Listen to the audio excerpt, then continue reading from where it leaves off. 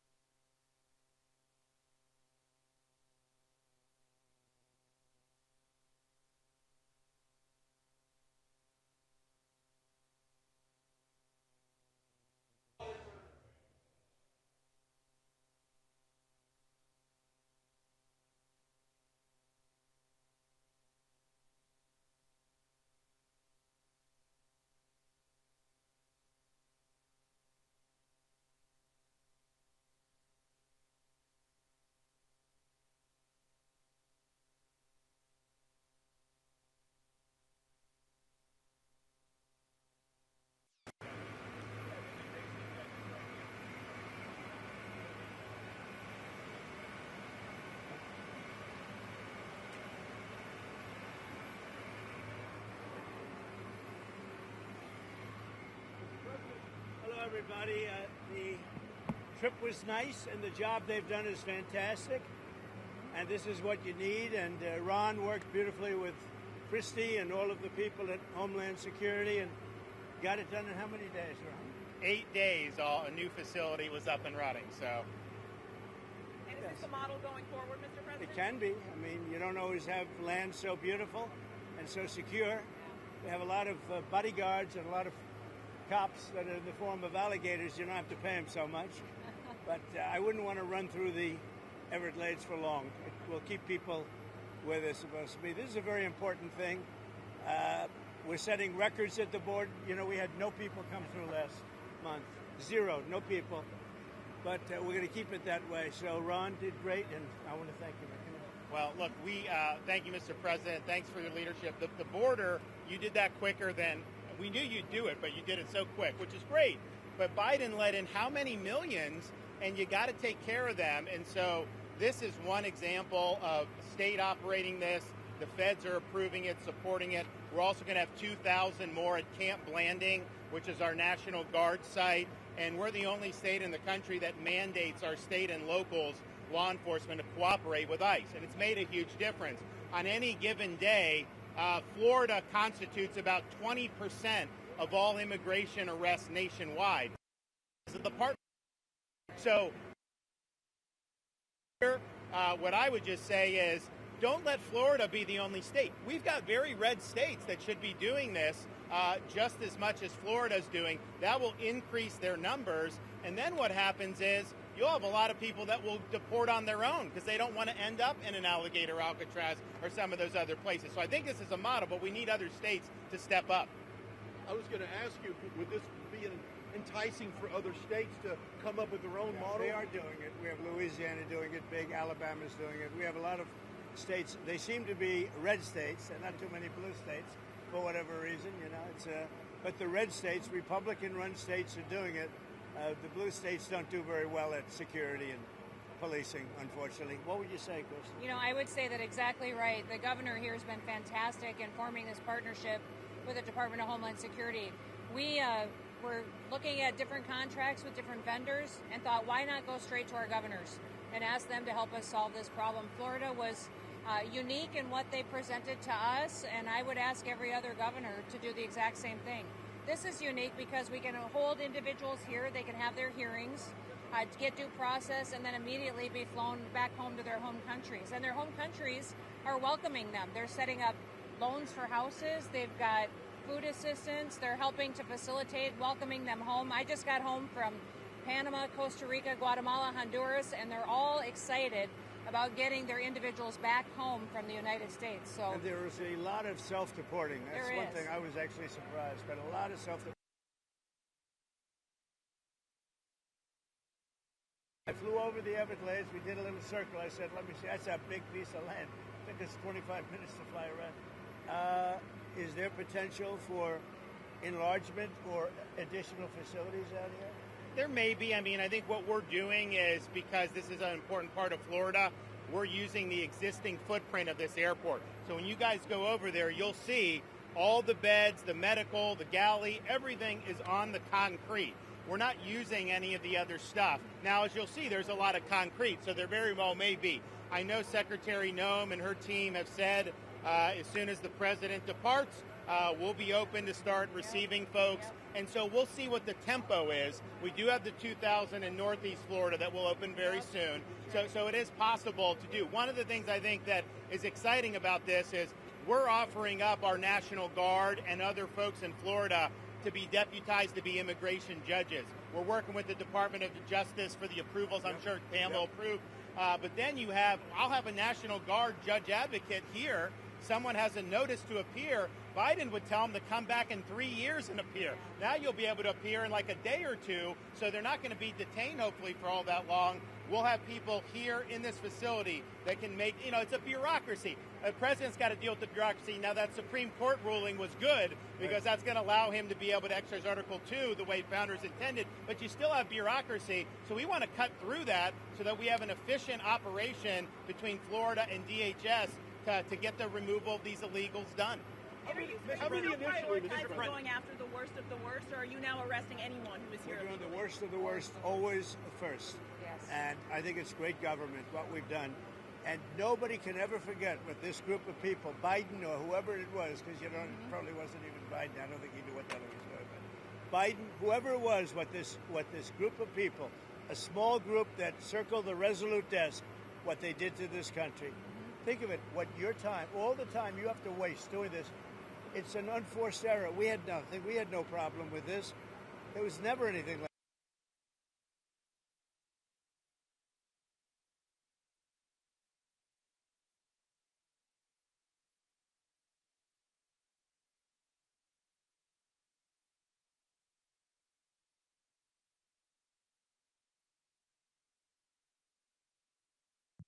it's like an unforced error, yes. Mr. President, in 2018, you suggested putting alligators in the Rio Grande to prevent crossings in Texas. Is this a dream come true for you, sir? Well, I was thinking about that, I must say. It was meant more as a joke, but the more I thought of it, the more I liked it, if you want to know the truth. And they were serious. They were actually crocodiles. They were crocodiles from Africa. They are a step beyond. But no, that was really meant as a joke, but a lot of people liked it. And a lot of people think we should do it, frankly. The Senate, it appears, is about to vote on I your hear big, we're beautiful doing bill. well, Ron. I hear we're doing well. Are you confident this can get I done don't by know. the 4th of Confident. July? What does confident mean when you're like when you have one vote and you have 100 people going to vote? I think so. I think it's going to be the greatest bill ever passed, even for you as an example. Tremendous amount of Homeland Security money. Oh, tremendous amount. It's going to keep the border secure because we have them secure now, but we need to build more wall. I built almost 600 miles of wall. We need more wall. And all of that's covered in this bill. This bill is amazing for everybody. It's an amazing bill for Florida, too. Really great for Florida. Are there concerns about the Medicaid cuts, though, Mr. No, President? we're not going to be playing with An Medicaid. estimated Only 11.8 waste, fraud, and million abuse. Americans could lose Yeah, their the coverage. Are you Democrats breaking have it your wrong. promise? Yeah. Waste, fraud, and abuse. In fact, if you look at what's gone on, we've gone way back. We take care of Medicaid. We take care of Medicare. They will blow Medicare and Medicaid because they have no idea what they're doing. Just like they don't have any idea what they did on the border, they have no idea. Medicaid is in big trouble with the Democrats. So you can promise anyone who loses their health care coverage that is because of waste, fraud, and abuse? Waste, fraud, only waste, fraud, and abuse, which is what everybody Mr. wants. President, Russia has about 50,000 troops stationed outside of Sumy in Ukraine. What will you do if Russia authorizes an offensive? We'll see what happens. I'm watching it very closely. Mr. President? Yeah. About Prime Minister Netanyahu's visit next week, what are you hoping to get out of that? And do you think there'll be any progress? Well, it's going to be a very quick celebration. We had a great hit. It was a obliteration. Okay, now it turns out it was an obliteration. They demeaned CNN mostly and the New York Times, fake New York Times.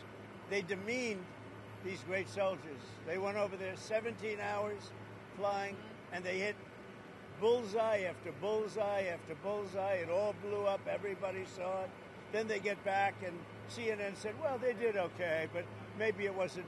Let me tell you, it was beyond obliteration. Nobody can even get down there. The tunnels are busted. Everything fell into the well.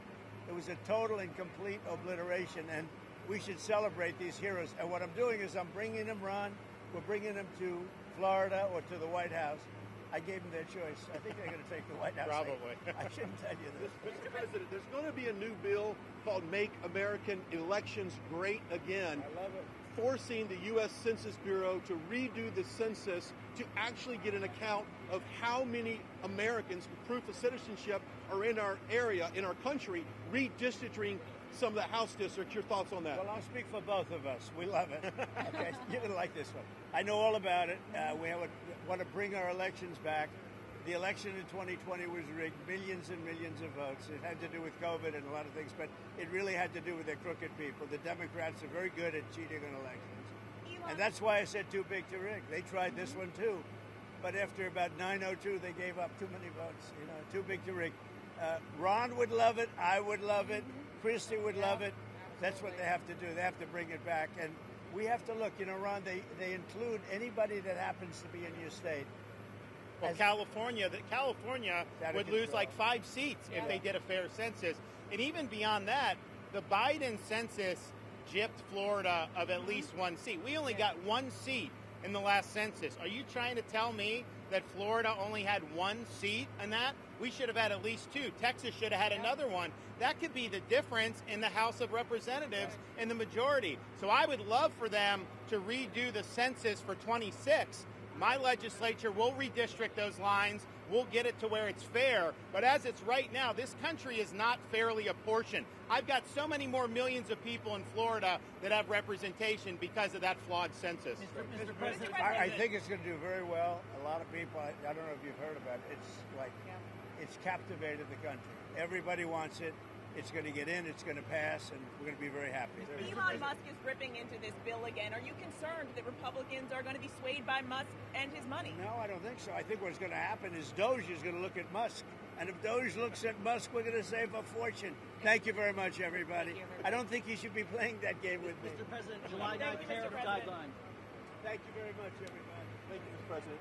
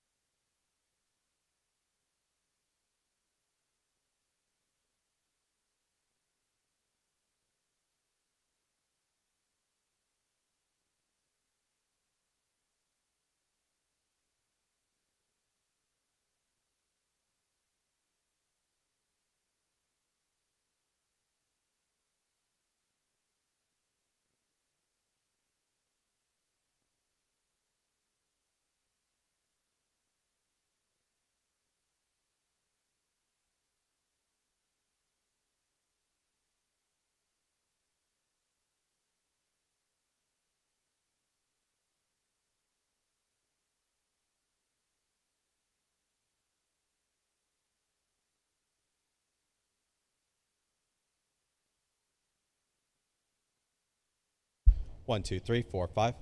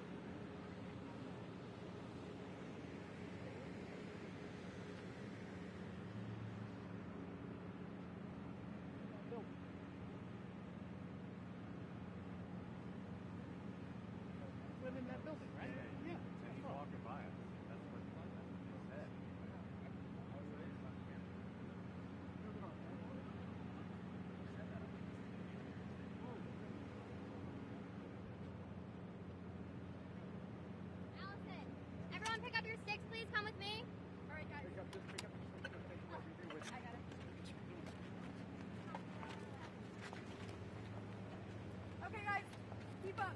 Keep up. We gotta go. Nice. We're moving.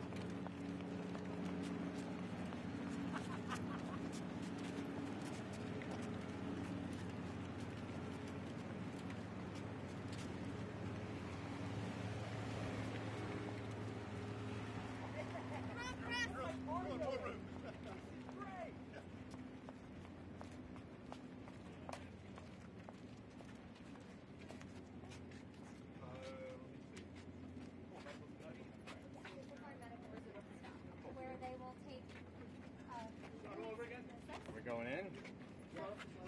Yes, this is our medical tent. So we're gonna. The president has invited the press to join. Okay. This was on the schedule, right? Yes.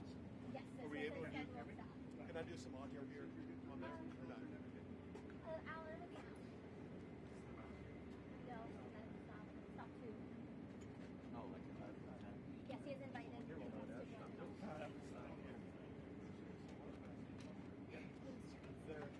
We're checking on that right now. Where's Madison? Do you mind hanging back to get with John to make the errand? That's from Yes. Yeah, I was about to. I got a lot of towers. I was just about to drop them too, and do AT&T, and then the president trashed them.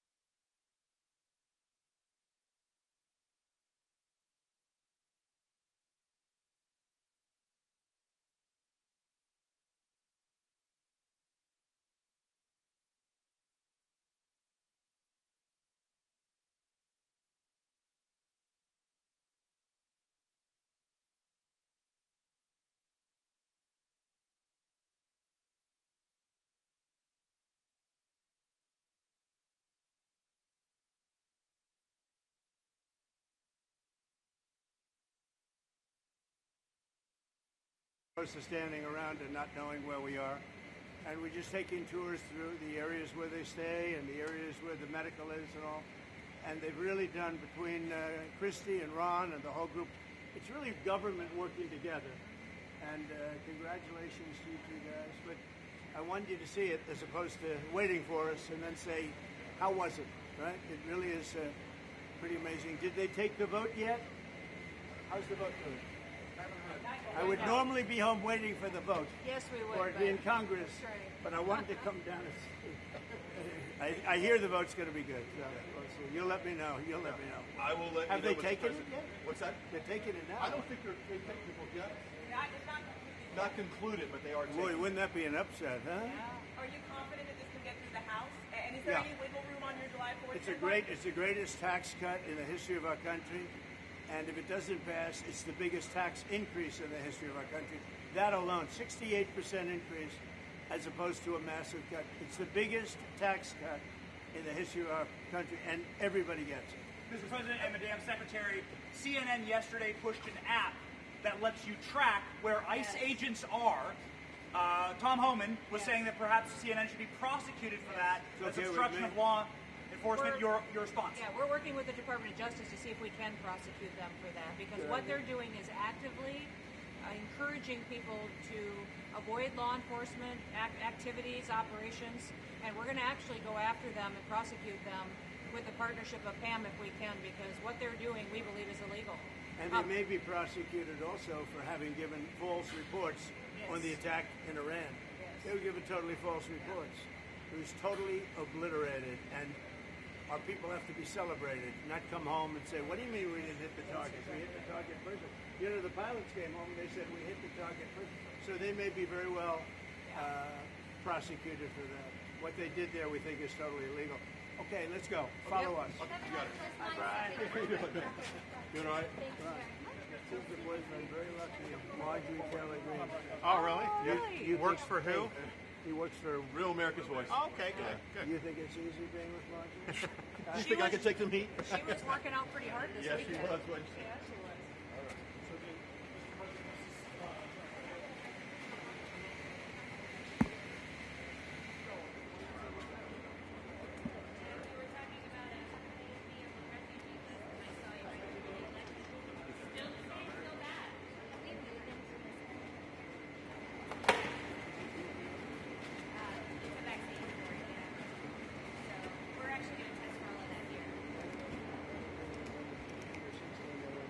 One, though, right? I was, Right? I was a little worried when they get my 1-year-old shot, but I didn't know any better. You know that particular thing with the kids is out of control. Yeah. Now 1 in 32 versus 1 in 20,000 20 years ago. Autism. So it was one. Think of it. 1 in 20,000 20 years ago. Now it's. I heard 1 in 16 in California. Yeah. 1 in 16. Well, that's because they've been. Now, can you imagine? So there's something. I think Bobby's going to figure it out. So nice to see you, bro. Thank you for visiting Yeah, us thanks down for here. visiting. This is our team, our pharmacist, and our nurse practitioner, our two operating How are you? They actually did all the work. Nice to meet you. Nice to meet you too. Thank you guys for doing this. Thank you for your partnership. You had how many days to do it? We actually just had 24 hours. 24 hours. Yeah. I was relentless. This is like a monoclonal antibody clinic on steroids. We did the monoclonal in 24. By the time they were doing these, 16 hours later. I didn't like it either.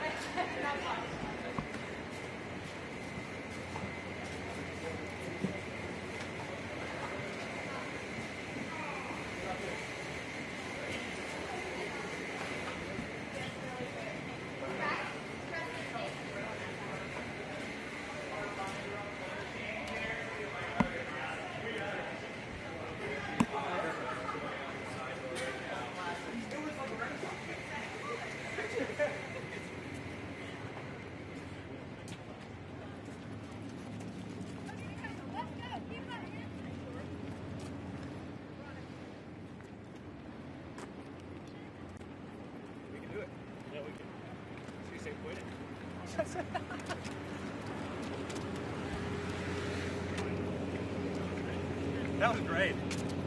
Mike never did shit like that. You know what I mean? Like, you know, it's not like I would have been invited, but we were watching live streams and stuff like that. There was never anything like that. Can you a little quicker, please? Right behind us. Can you please repeat?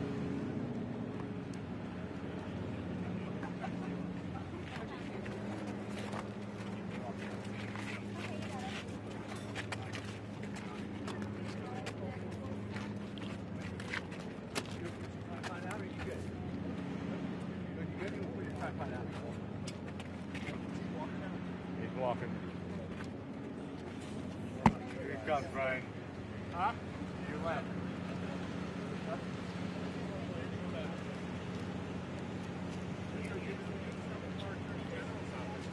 Yeah, she can deputize any lawyers she wants.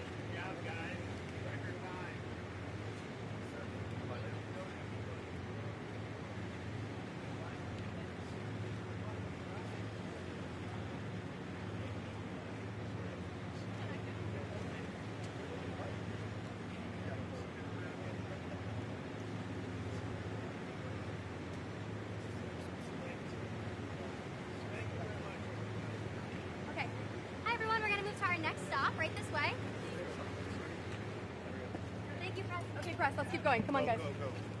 Please run. Run, Press. Run, I'm sorry. Keep up.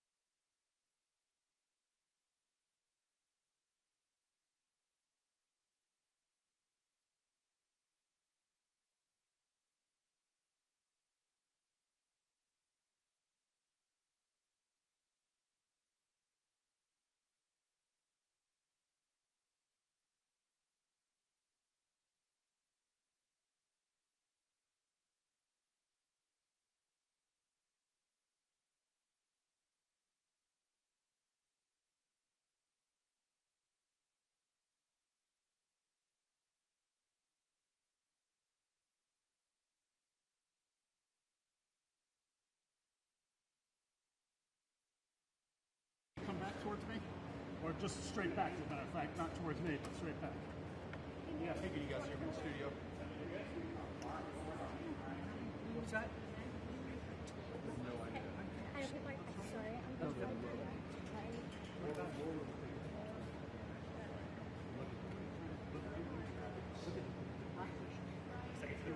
What's he say? What's that? What's bands? Oh, he's eating with me.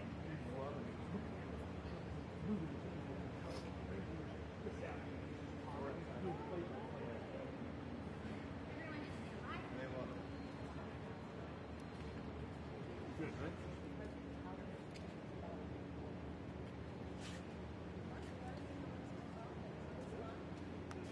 Oh, wow, this is the actual ball.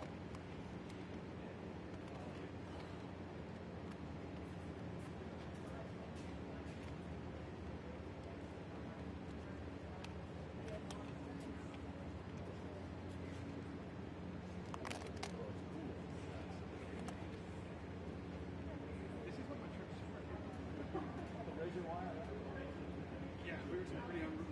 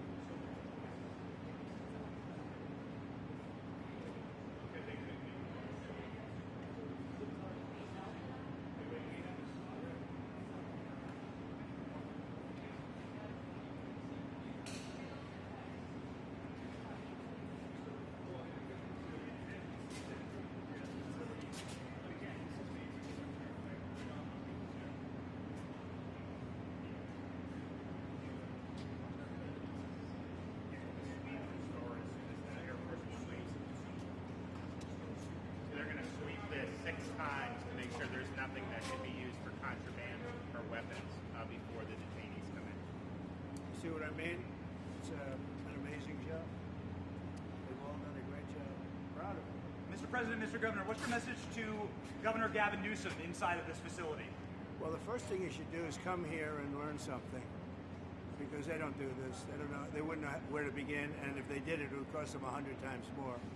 So I would say he should call the governor and Christie, and I'm sure you'd give him because his state is a disaster, and he doesn't do this. Well, they have the original Alcatraz, so you guys could approve him being able to set one of these up over there. I'm sure the secretary would be happy to do that and provide. My sense is he's probably not going to bite on that, but I don't know that they'd be able to come in at cost because they tried to do this high-speed rail. They spent like $150 billion, no tracks. We've got a privately funded rail in Florida from Miami to Orlando. It costs the taxpayers zero, and it's very successful. So it's just a much different approach between states. We're not going to let him get anywhere near Alcatraz. It'll cost 100 times more than they thought. Now, he ought to come here and study this because he could learn a lot. Yes? Who's the first person checking into the room, sir? Tomorrow. Hopefully tomorrow, within the next 24 hours. They have the doctors, they have all the professionals. There's going to be a security sweep because there have been civilians here, so they will sweep this multiple times to make sure there's nothing can be used as weapons or any contraband. And then once that's cleared, then they'll do. So it's really up to Secretary. I know has got people in the queue, and so they'll be ready to receive. I think our viewers at home should note that this is air-conditioned facility. So if any of the news claims they're keeping them out in the hot, humid South Florida, that is wrong. It's probably 62 degrees here, to be honest. Or 70. Hey, Biden wanted me in here. Okay, he wanted me. It didn't work out that way, but he wanted me in here. That son of a bitch. What's your expectation what this will do for the speed and force of deportations? A lot of things, and they're both telling me that these people come in here, they want to go home. And they want to go home, so we immediately send them home, where it's appropriate. Now, if somebody's a real killer, we don't send them anywhere. We put them in a maximum security. Look, what we inherited from this guy, this incompetent man, and his administration, which wasn't incompetent, it was radical left, lunatic, communist, whatever you want to say. I know most of them. What we inherited should never, ever be forgotten. What they've made us do. This is all because of an open border policy where 25 million people flowed in. From all over the world, from prisons, from all over the world they flowed in. For no reason whatsoever. We had, when I left, we had a very powerful border. We had no problem.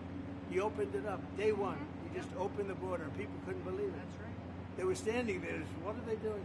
They said, go in. That's it. You look at the first day tapes. They opened it up and they said, go in. And that's where all of this began. But this is an amazing thing that they've done here. Really but listen, people don't have to come here. If they self-deport and go home, they can come back legally. We will let them come back legally. And there is a lot of self-deportation. Yes. But if you wait and we bring you to this facility, you don't ever get to come back to America. You don't get the chance to come back and be an American again and work here. So they weren't with us when the President and the Secretary Kevin and we went through the intake. So right when you do the intake, they have the information about voluntary departure. They have the ability. Obviously, you guys are funding that because it's a lot cheaper to do it that way. So even if they get brought to the front doorstep here, they still have an opportunity to just go back voluntarily, and then this way they're not. Let's say they get in here like, hey, I want to stay here. I want to go back. We can put them on a plane that day and take them home. We'll buy their plane ticket, go home, and then they get the chance to come back legally. If they wait and say we're not going to do that, they can come back legally after a period. Yeah. You've talked recently about the idea of finding some way to get farm workforce and service sector workforce, and I think you've discussed somehow a program of people leaving on a sponsorship and coming right back. Can you give us a little more detail about that and why, in the view of some hardliners, it's not amnesty? Take care of our farmers and hotel workers and various other people, and we're working on it right now, and Ron's going to be involved, and you're involved already. So we have a lot of cases where ICE will go into a farm, and these are guys working there for 10, 15 years, no problem. The farmers know them. We're going to put, it's called farmer responsibility or owner responsibility, where they're going to be largely responsible for these people. And they know these people. They've worked on the farms for 15 years, and all of a sudden so I have a great, Ron does, Christie does, we have a great feeling for the farmer and for others in the same position. And we're going to give them responsibility for people. And we're going to have a system of signing them up so they don't have to go. They can be here legally. They can pay taxes and everything else. They're not getting citizenship, but they get other things. And the farmers need them to do the work. Without those people, you're not going to be able to run your farm. Mr. President, you and the governor tangled pretty hard in the 2024 election. You stand here now. Yeah, you stand here now as partners on this effort. How would you describe the relationship, and what future does Governor DeSantis have? I think it's a 10. Maybe 9-9, because there might be a couple of little wounds. So maybe it's not 9. I think we have a 10. We get along great. Well, the thing about it is, I endorsed him immediately in January 2024. I raised one of his PACs millions and millions of dollars, and obviously we saved him a lot of money in Florida because Florida was a deep red state.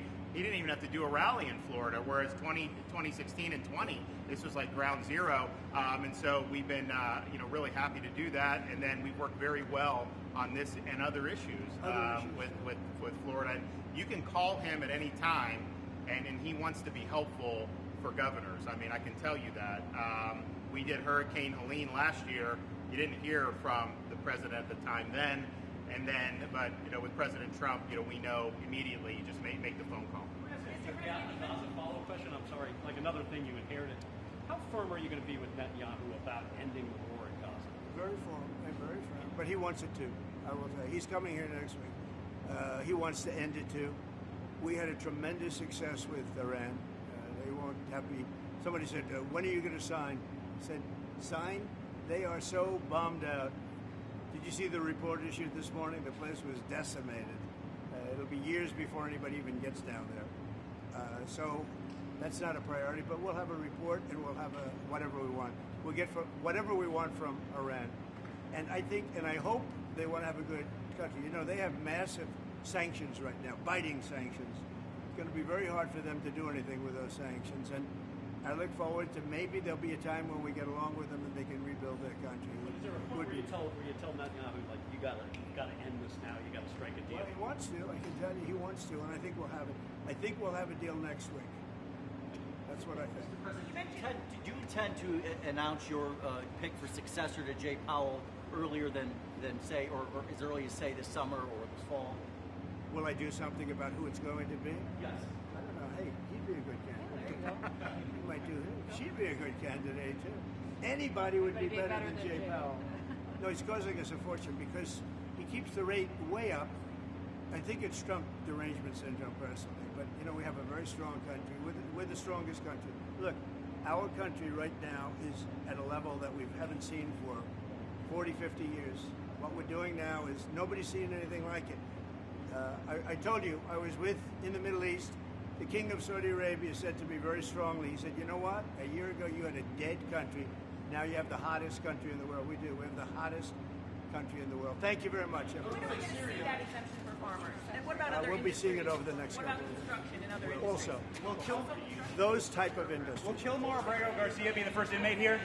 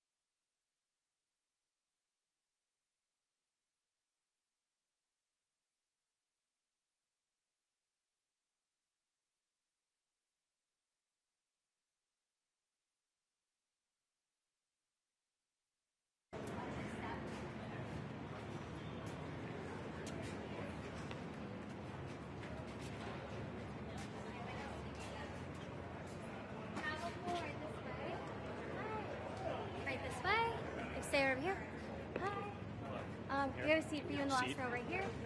Brian. Come right over here, Evan, and we'll put you in the buffer.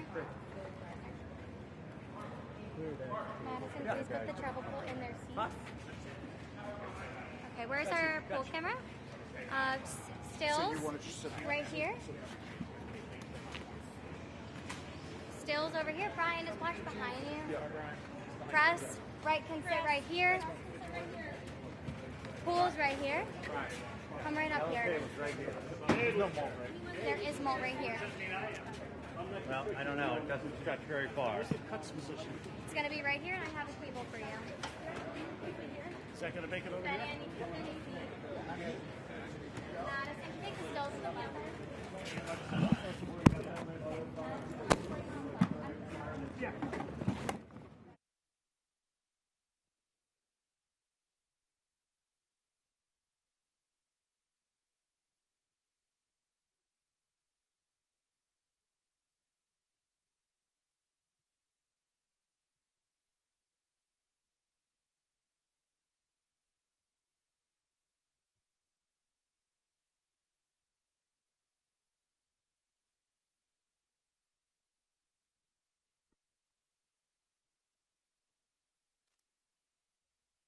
Good job. Even the microphone works well. That's good.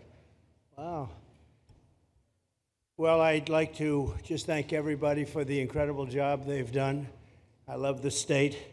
As you know, Ron and I have had a really great relationship for a long time. We had a little off period for a couple of days, but it didn't last long. It didn't last long, and a lot of respect for each other.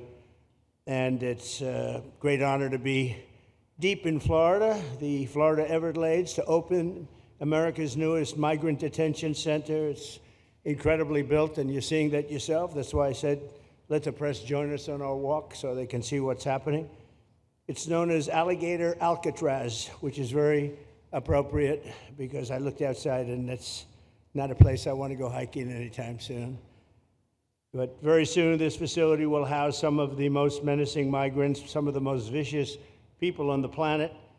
We're surrounded by miles of treacherous swampland, and the only way out is really deportation. And a lot of these people are self-deporting back to their country where they came from. Quite a few. We're amazed at actually the number. We took the FEMA money that Joe Biden allocated to pay for the free luxury hotel rooms, where he's paying hundreds of millions of dollars in New York City, and we used it to build this project. And Ron, it was just a little fraction of that money. The money they spent on that project, I happen to know the real estate developer. He's a he never really made that much, but he became very wealthy. With luxury, he didn't do well. With people that are not exactly luxury, he's made a fortune. I want to thank Florida Governor Ron DeSantis and Secretary of Homeland Security Kristi Noem and Florida Attorney General James Uthmeier. Where is James? Where is he? You do a very good job. I hear good things. I hear good things about you from Ron too. No, you really do. He's even a good-looking guy. That guy's got a future, huh? Good job, James. I hear you did really, really fantastic. Worked hard. You're like in the construction business for a few days, right? Huh? Congratulations. For all the hard work and to make this facility possible. It's amazing. Thanks as well to Florida Agricultural Commissioner Wilton Simpson. Where is Wilton? Where are you, Will? Hi, Wilton. Been a long time. Thank you. Congressman Byron Donalds. Where's Byron? Hi, Byron. How are you? Good. Florida Speaker of the House, Daniel Perez. Daniel? Daniel, thank you, Daniel. Why, you didn't want to sit up here with us, Daniel? Executive Director of the Florida Division of Emergency Management, Kevin Guthrie. Hi, Kevin. Good job. Acting Director of ICE, Todd Lyons. Todd, great job. And Senator Joe Gruters. He is a great guy. Where is Joe? We love Joe. Thank you very much. Thank you. Thank you, Joe. Joe is great. With the help of those incredible Border Patrol agents, we now have the lowest level of daily border crossings ever recorded. As you know, last month, the month of May, just got released 2 days ago, the number of illegal aliens into the United States was zero. Zero. Even I find that hard to believe. Somebody must have gotten in, I think. I don't know, but they say zero. And the people that count them are radical left Democrats. So when a radical left Democrat tells me it's zero, I believe them. But there's still much work to do. In the 4 years before I took office, Joe Biden allowed 21 million people, that's a minimum, I think it was much higher than that, illegal aliens to invade our country. He invaded our country just like a military would invade. It's tougher because they don't wear uniforms. You don't know who they are. More than the populations of New York City, Los Angeles, Chicago, Houston, Phoenix, and Philadelphia combined. That's what came into our country from prisons, from mental institutions, from street gangs, drug dealers. It's disgusting. This enormous country-destroying invasion has swamped communities nationwide with massive crime, crippling costs, and burdens far beyond what any nation could withstand. No nation could withstand what we did, and we're in the process of doing it, but we have some great people doing it now, and you see them up here with me, but it's, I'd call it like an unforced era. It's sort of like men and women's sports. It's sort of like transgender for everybody. How could they have done this to our country? And we're never going to forget it. Last year, 15% of all the hotel rooms in New York City were used to house illegal aliens at costs that they never got for luxury. They never got this much for luxury people coming in from the wealthiest places on earth. They made more money with the illegal immigrants, with many rooms costing more than $300 a night, 6 times the rent of a typical American family. In Denver, Colorado, the city was forced to cut $10 million from its police and fire department budget as part of a $90 million plan to house illegal aliens. And it's a population that's growing and growing and destroying Denver and growing. And again, it's destroying Denver. And it's destroying many other cities, too. Likewise, one of the city's largest hospital system is drowning in unpaid medical bills, unpaid in the billions, after their emergency rooms were flooded with tens of thousands of illegals, leading to the closure of critical services. And these are really critical services. They can't even keep them open for American patients. The American patients were treated worse than any illegal immigrant. In Los Angeles, 1 in every 4 students in the public school system is from a household headed by an illegal, and most of them don't speak English, so they're in a school system, and they don't have interpreters, they don't have anything, they don't speak English. What a mess, what a mess. Unforced error, all these people allowed to come in. The United States is now spending $78 billion a year on translation. Okay, think of that, $78 billion a year on translation, and smaller numbers on special education programs for non-English speakers in our public schools. So $78 billion, I think that's not a mistake. I would say $1 million maybe, hundreds of thousands of dollars, $78 billion, Joe, on translators and non-English speaking work. Federal government, the Justice Department, it's more than twice the cost of maintaining the United States Justice Department, what we're spending on translation and other things to help. In total, the average illegal alien costs American taxpayers an estimated $70,000. That's each, $70,000. I think that number is even low. If you care about balancing the budget, the single most impactful step we can take is to fully reverse the Biden migration invasion. One of the worst invasions we've ever had. We've never had an invasion like this. We've had invasions, but we've taken care of them. We've never had an invasion like this, and it's with us. And we have some very bad people out there looking to do big harm. That's why the One Big Beautiful Bill includes funding for 3,000 new Border Patrol officers and 10,000 new ICE agents. And I've gotten to know the Border Patrol and ICE very well. Unlike Kamala, she was the border czar, but she never saw the border. She never made one phone call. She was some border czar. She would have been some president. Probably would have been slightly better than Biden, though. I had to run against both of them, you know? The one guy, it's like a fighter. You knock out the one guy who's doing badly, then they put somebody else in, but fortunately she was a stiff also. Otherwise, I would have been very angry. I would have been extremely angry. The heroes of ICE will also help round up and remove members of the savage drug cartels which are coming back into our country. And we got them out. Now some of them came back in. We just got them out again, and that's going to be a vicious cycle. But these are foreign gangs. They're horrendous people, killers, that have infiltrated our territory, including 8 which we have designated as foreign terrorist organizations, which gives us a lot more power for speed and getting them out much easier. And we had a great court victory, as you know, on Friday that allows us to do what we have to do from the Supreme Court of the United States. In 5 months, my administration has already arrested over 2,700 members of the murderous Venezuelan gang known as Tren de Aragua, including a pack of these sadistic animals arrested last month with over 280 guns, and these are guns of the latest caliber. These are guns that were made over the last period of less than a year, getting brand new guns, the latest and the greatest. Every day, our brave law enforcement officers are hunting down and deporting migrant criminals who have committed heinous crimes, including more than 13,000 murderers. 11,888 to be exact, but I'd probably say the 13,000 is right also. Think of it, 11,888, and more than half of them, they committed more than one murder. So, Ron, many of them are out of here already, but it's still it's a hell of a number to be confronted with. Just this year, ICE agents in Miami have apprehended illegals with arrests for murder, kidnapping, rape, child sexual abuse, and arson, people of the worst order. We're getting these monsters out of the United States, out of Florida, out of all the places that they're in. And on January 20th, I signed an executive order empowering governors and state police to be deputized to enforce federal immigration laws, and Ron's already taken advantage of it. It's a tremendous advantage for the states. Most of them are doing it. Actually, the blue states tend not to do it. Even a couple of them have, though.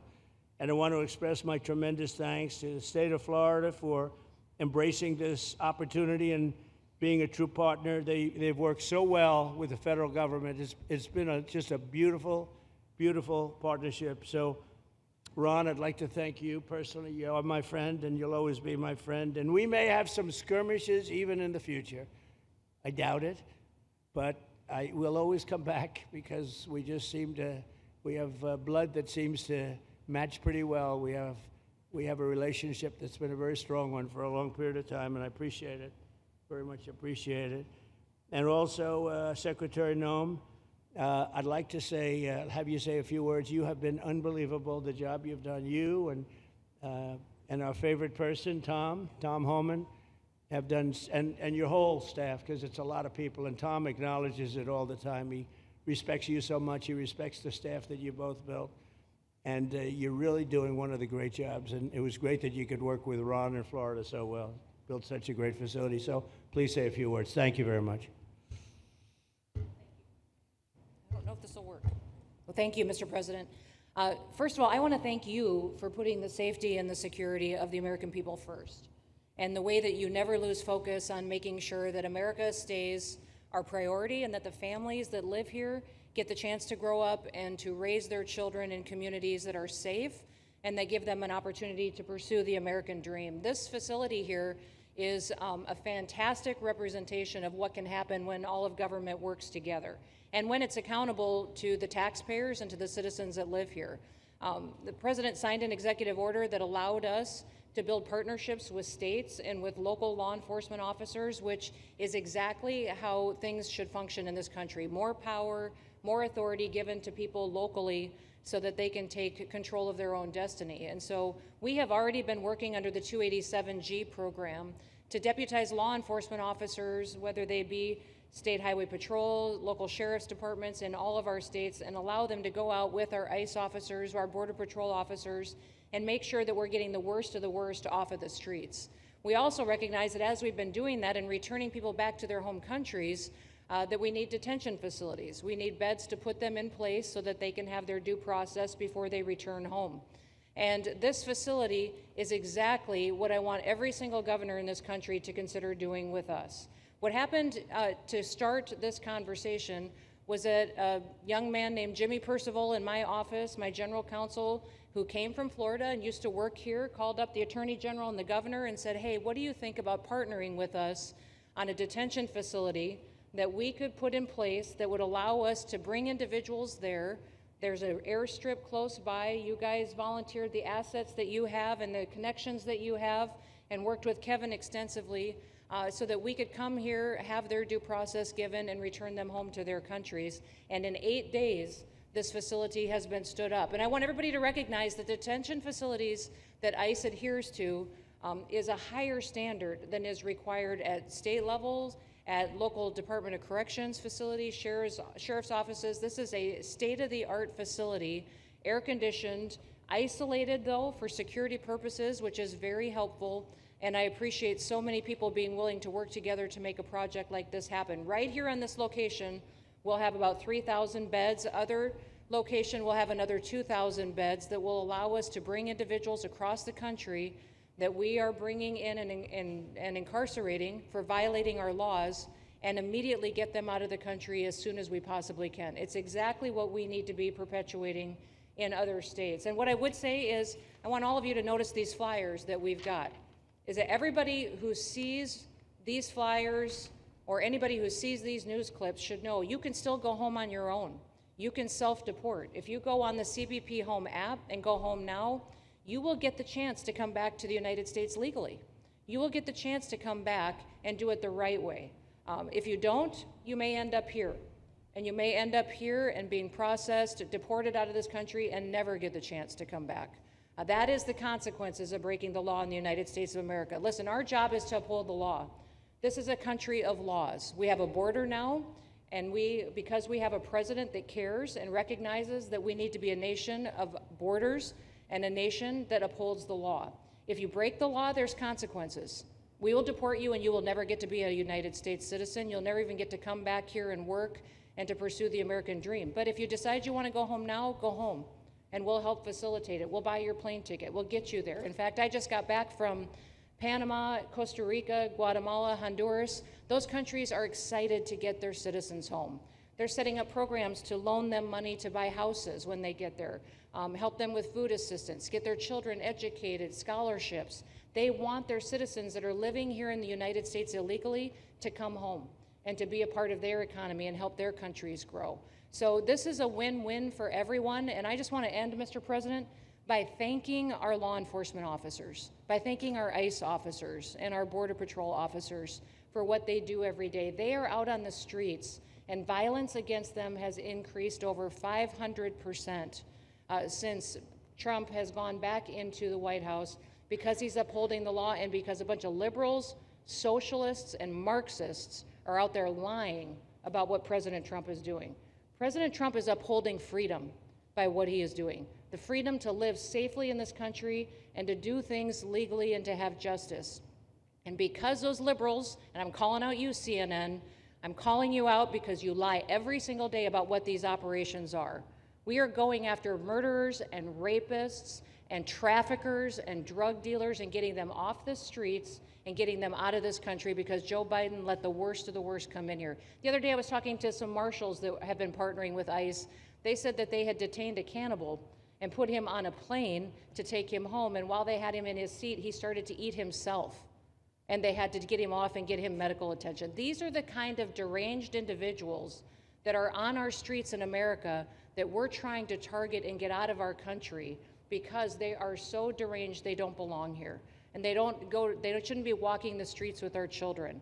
And they shouldn't be living in the communities with our families who just want to grow up, go to job, raise their children to grow up and get a job and to live the American dream. So thank you to all of our law enforcement officers, those in our military that have been helping, our National Guard. Thank you to Governor DeSantis for stepping up and being an example to other governors. I hope my phone rings off the hook from governors calling and saying, how can we do what Florida just did? How can we do exactly what they did? Because we need this big, beautiful bill. We absolutely have to have this big, beautiful bill that has the funding so that we can continue this operation and we can get those bad criminals off of our streets and have the officers to do it so that when they go out on an operation, somebody's got their back. Somebody's got their back, they can do it safely, and they can go home to their families at night too. So this bill needs to pass through Congress so we have the resources at the Department of Homeland Security to make sure that our homeland truly is secure. And Mr. President, thank you for Stephen Miller. I just want to thank you for him. This guy calls me night and day and tells me all of his wise advice and wisdom, but he's a rock star because he loves this country and he's passionate about making sure that nobody is prioritized over an American citizen. We love everybody. We do. We love everybody. Not everybody. But, well, a lot of people. But Not we shouldn't be putting people illegally above citizens. We should be making sure that we do things right, and that's what America has always stood for, and we're an example to the rest of the world because we do it right. So, Mr. President, you surround yourself with great people, and I think that's because everybody wants to work for the greatest president that the United States has ever had, and that's President Donald J. Trump. Thank Thank you you, very sir. much, Christy. That's Thank so you for nice. your Thank you. Thank you very much. And I have to say that, you know, when Christie's name was put before me by Tom Homan, by the way, because I wanted him for the border, and somehow I thought that was going to be good in that sort. But he didn't want the upper job, and I said, who do you recommend? Christy Noem. I said, oh, are you kidding? She's great, but she's such a fine, elegant person. He said, sir, she's tough as hell. I said, are you sure? You are tough as hell, I tell you, and you do it in a very nice way, but you are, if you ever saw her ride a horse, she rides a horse like she should be in the rodeo. She's like an unbelievable horse person, and you've done a fantastic job, and Steve Miller would even agree to that. And he likes nobody, by the way. I don't think he likes anybody. And another one we like is Ron. And Ron, would you say a few words, please? Sure. Well, thank you, Mr. President. Welcome back to Florida, and I think this is the first time you've been back since the events of a couple weeks. So just let me say, as somebody that was serving on active duty in Iraq back in the day, we witnessed the number of our troops that were killed or wounded by the Iranians. We know that they're a militant Islamic regime that was hell-bent on getting nuclear weapons, and under Joe Biden, they were about to get nuclear weapons. And because of your strong actions, those dreams and those ambitions have been reduced to rubble. And I thank you. I know a lot of veterans thank you, and people in Florida really thank you for stepping up and really making a strong, tough, but strong decision. I think we're much safer as a result of that. Now, on the immigration, I think President Trump's election represented the chance for us to finally solve this illegal immigration and border problem once and for all. I knew he was going to do the border, although he did it very quickly and very thoroughly. I think that no one can say that that's been anything but a spectacular success. But then we have the issue of Biden let in how many millions of people? And you had millions that had been in over decades previous to that. You can't have a country if you don't have respect for the rule of law. You can't have a country if foreigners get to decide who comes in. No, we, the American people, make that decision, who's allowed or not allowed to come into our country. We've seen Europe be overrun by open borders, so we're not going to let that happen here. So when President got elected, I knew that the states had an important role to play in facilitating this really, really historic mission. We're the only state in America, Florida, that requires full cooperation with ICE from all state and local law enforcement entities. And what is the net result of that? We have these agreements for these 287G task force with sheriff's departments, police departments, state agencies, and it's really instrumental in rounding up a lot of really bad people who shouldn't be here.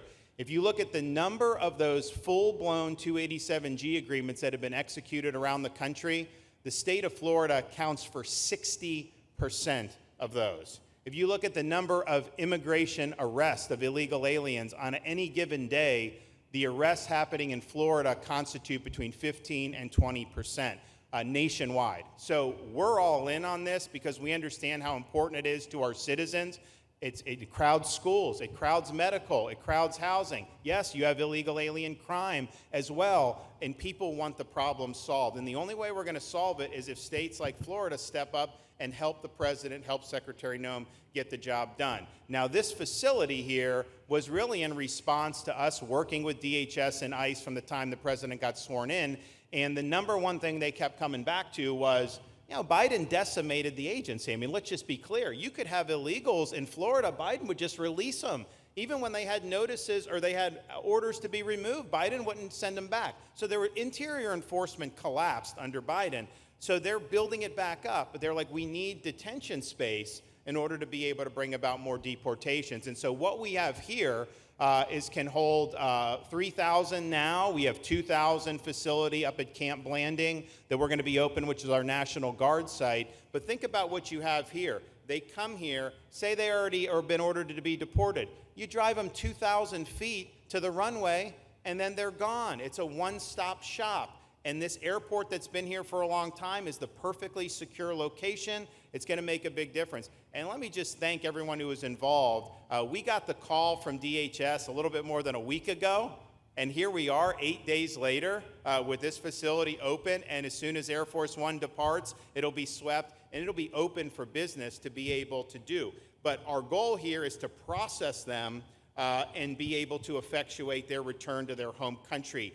This is the opposite of what they were doing in New York by just putting them up in a hotel and then just letting them stay there indefinitely. No, we want to be able to send back. And when you walk into the processing, the President and I, Secretary Noem, Kevin Guthrie, walk through that initial intake, the first thing you see is information on how to go home on your own. Why would you want to come through Alligator Alcatraz if you can just go home on your own? I think a lot of people are going to make that decision. So you're going to have a lot of deportations that are going to be done by the administration, but I think you're going to have a lot of voluntary as well. So this is a force multiplier for the president's efforts. I would just say and echo what Secretary Noem says. There is no reason why other states can't be doing it. And I know Louisiana, Texas, a couple of them, but we've got if only the red states did this, they would be able to expand their capacity by tens of thousands, maybe 50, 100,000 on a given day. That's how you really start to make a difference. And so we're proud to be able to partner with the Trump administration on that. Mr. President, thanks for coming down. I think you highlighting this is going to move the needle in a big way throughout the country, and I think it's going to help all of us achieve the really big results that I think our voters want to see. Thank you, Ron. Great job. Thanks, Ron. Thank you, Mr. President, for the opportunity. My name is Kevin Guthrie. I'm the Executive Director of the Florida Division of Emergency Management. And I'd also like to thank President Trump and the Department of Homeland Security Secretary Noem for joining us here today and for their continued support. I want to thank first by thanking the man to my right, and that's Governor Ron DeSantis, whose bold leadership and swift action made this project possible. Make no mistake, this facility would not be standing here without the President, the Secretary, and the Governor's vision and determination to uphold the rule of law. Florida is and will always be a law and order state. Even before the President took office, the Governor made it clear that illegal immigration would not be tolerated in the state of Florida. When the President and the Secretary asked Florida to help, the Governor empowered our state and private partners to work collaboratively and deliver real results on a rapid timeline. The Florida Division of Emergency Management is best known for leading the nation in hurricane response and other natural disasters. We understand how to act fast without bureaucracy in the face of any emergency. Our teams built roads in 8 hours, bridges in 3 days, base camps in 72 hours, and full causeways in 2 weeks. Getting things done quickly, efficiently, and correctly is at the core of our mission. We simply just want to be the best at what we do in the nation. When the Governor called me, and we answered, and we were proud to bring our logistical expertise to the table. We know how to set up base camps for guardsmen, first responders, linemen, volunteers, and other aid sources, and distribute that in a matter of days before a storm. We're able to translate this knowledge to what we did here at Alligator Alcatraz. Florida has put the best teams together who check their individual logos and egos at the door to get this done. Not just for you, Governor, but Mr. President, for you as well. There are over 13 different vendors that came together to get this solved in 8 days. Truly a whole of private sector partnership to get that done. Behind you on these boards, in only 8 days, we have built a fully compliant detention facility with a detainee capacity of up to 3,000 people, with room for additional capacity if you asked us to do so. The detention facility includes over 158,000 square feet of housing and is a fully aluminum frame structure rated for winds of 110 miles an hour or a high-end Category 2 for those people that don't think that we're taking that into consideration. This is Florida, by the way. Power supply is fully redundant with backup generators in place. We've put a staff village here on site with a capacity of 1,000. Our services are hot meal 3 times a day, 24/7 medical facility, pharmacy, air conditioning, access to indoor and outdoor rec yards, legal and clergy support services, laundry. Our security element is over 200 security cameras throughout the facility, more than 28,000 feet of barbed wire, 400 plus security personnel to include 200 men and women, soldiers and airmen underneath Major General John Haas's command as the Adjutant General of Florida. And it's all surrounded, as you pointed out, Mr. President, by 10 miles of beautiful Florida Everglades. Contingencies, as with all state correctional facilities, we have a hurricane plan. We will not wait for a Cat 2. We will follow our normal evacuation procedures as we do for any other facility statewide in our great state of Florida. We have on-site fire and EMS resources so that we do not we don't burden the locals with any type of response. All in all, sir, this has been a perfect state logistics exercise for this hurricane season. Everything we did here in the last 8 days, God forbid, if we have a hurricane, we're going to do it again. This was a dress rehearsal for us, and we are ready, willing, and able to support you, sir, the governor, secretary, and everything that you need us to do. Just a week ago, it was a taxiway and a runway, and now is a fully functioning facility. We are happy to support you, Mr. President, Governor, Secretary. Fantastic, Joe. Thank you.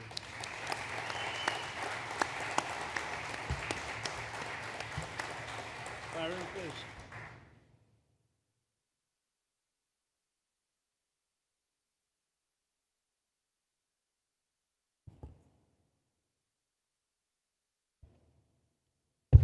There we go. First of all, Mr. President, we all have to thank you for your leadership and for the mandate that the American people gave you to finally secure our borders and to deport criminal illegal aliens and longstanding illegal aliens out of the United States. That is a mandate given to you by the American people. I know Secretary Noem, Stephen Miller, Governor DeSantis, myself, on behalf of the other members of Congress in the Senate, and of course here in Florida, we are behind you 100% in that mission. To the governor, I really appreciate you and commend you for your leadership on this, taking swift, decisive action to building this facility. One of the things that has occurred because of the work you did earlier this year with the legislature is that our sheriffs are out there every single day. They are arresting these criminal aliens in our streets, and they're seeing some backlog in their jails. So this facility primarily goes to address some of that backlog and then to help us fulfill the mission that the president has led us to. So Governor, thank you for your leadership and thank you for your decisive action on this. It really does mean a lot to all the people of Florida, of course the people of the 19th Congressional District. Secretary Noem, I mean, what can I say? The president's right, you're double tough. So we appreciate all your leadership. You and Tom Homan have been doing a great job. And I'm actually going back to DC after this because we have to vote on one big, beautiful bill in the House. We have to get that to the president's desk so we can get you the resources that you need to fulfill the mission that the American people have asked us to do. I totally agree with what Mr. Guthrie has said. This is a logistical marvel when something like this occurs. We've seen Florida Department of Emergency Management answer the bell time and time again. The governor has said we need to accomplish this, and DEM gets that job done. And we had a side conversation about, I know there were some concerns. People were like, well, what happens if a hurricane comes? What happens if this happens? And I looked at Kevin Guthrie and I said, you already have a plan, don't you? And he goes, of course we have a plan. You know that we do. This is what Florida does, Mr. President, and so I want to commend you for your leadership and your vision on this. Governor, thank you for all that you've done with your vision and determination. Secretary Noem, we're going to get the bill done so you get the resources you need. See you, sir. Thank you very much. Oh, thank you. Wow. Thank you. You know, I'm waiting, listening to these wonderful words, and they are music to my ears, but I was also wondering how we're doing, because I know this is prime time. It shows that I care about you, because I'm here, and I probably should be there, but we do care. Thank you very much. James, please. We're all happy now, James. Yeah. Well, I can speak on behalf of all of our sheriffs, state law enforcement, our police chiefs. We are going to continue to make arrests, our pedals to the metal, as many as we can.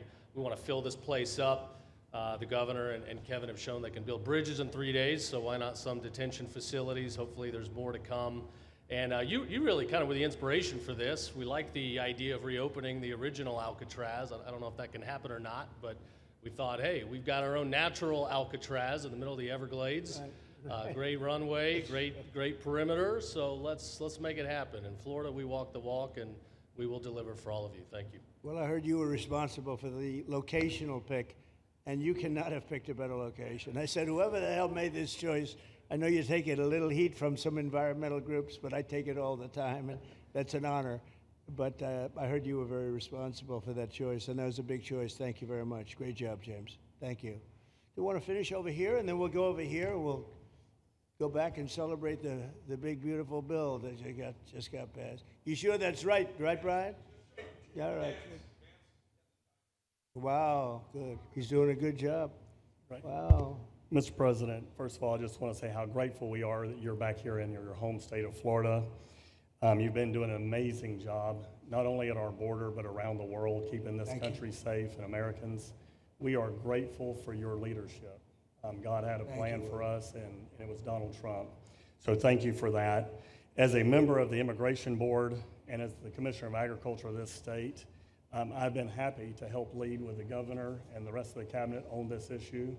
We're very proud, Secretary Noem's here today and others, to represent not only the United States in our efforts to make this commitment to keep our citizens safe, but we're going to continue in Florida to remove the barriers to have your vision come true of a safe United States.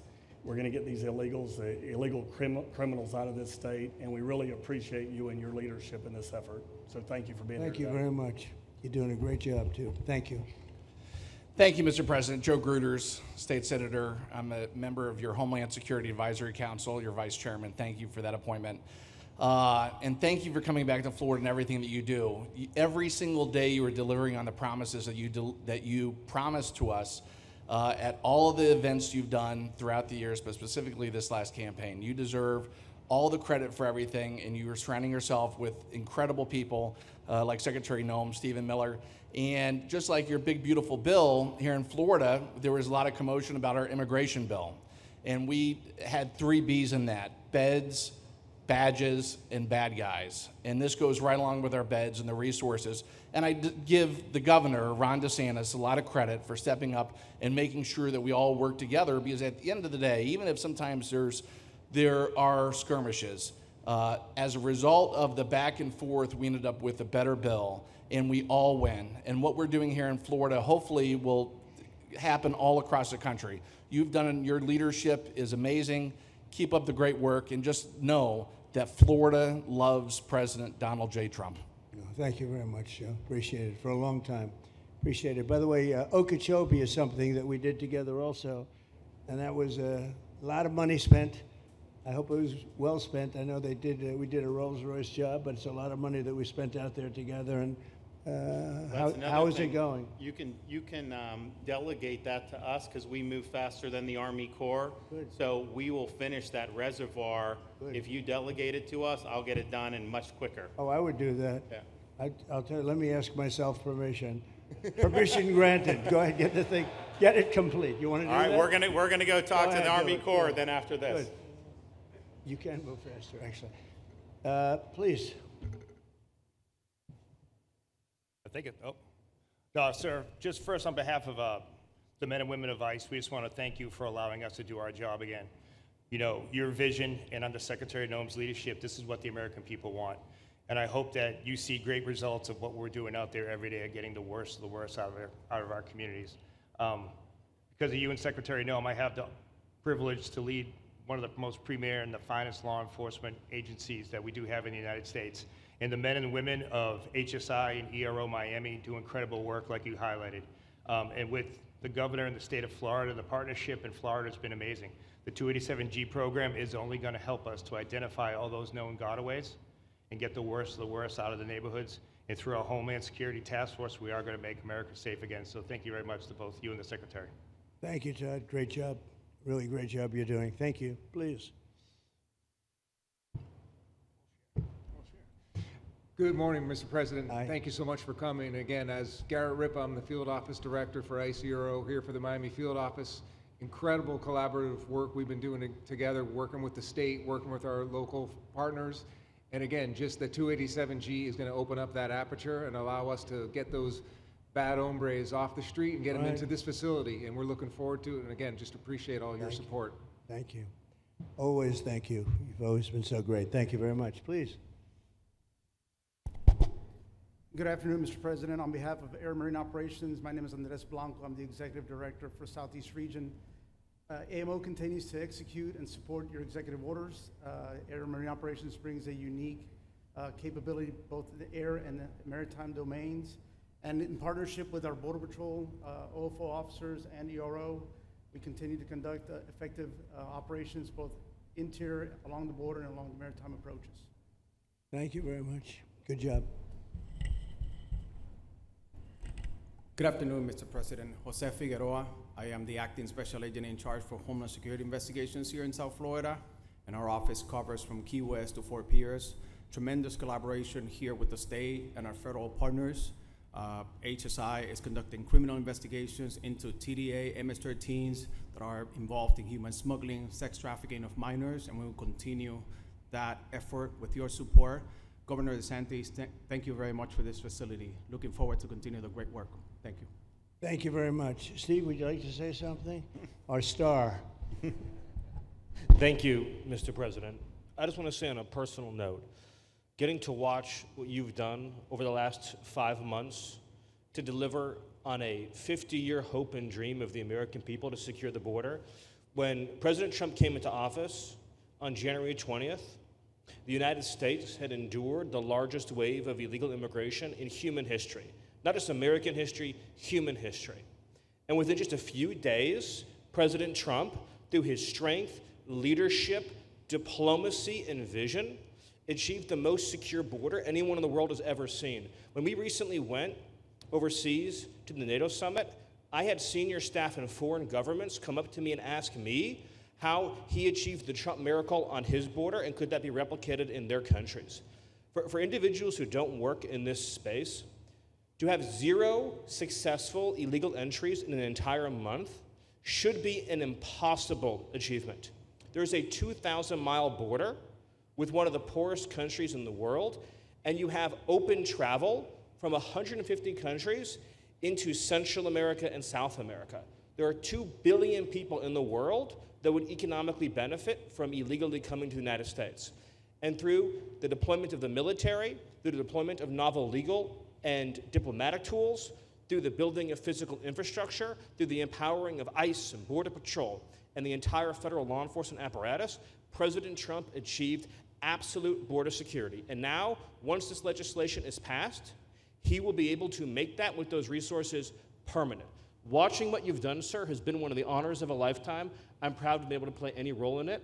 And what President Trump is going to achieve next with the resources in this bill will make America safer, stronger, freer, more sovereign, and more prosperous than it has ever been before. Thank you, sir. Thank you, Steve. Oh.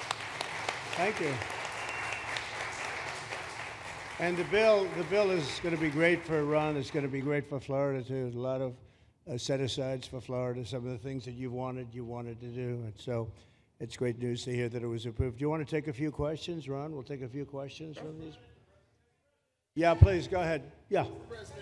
Thank you, Mr. President. Given the likelihood of the One Big Beautiful Bill passing, and we look forward to the success of this facility here, how many more facilities like this do you feel that the country needs in order to enact your agenda of mass deportations? Well, I think we'd like to see them in many states, really, many states. This one, I know Ron's doing a second one, at least a second one, and probably a couple of more.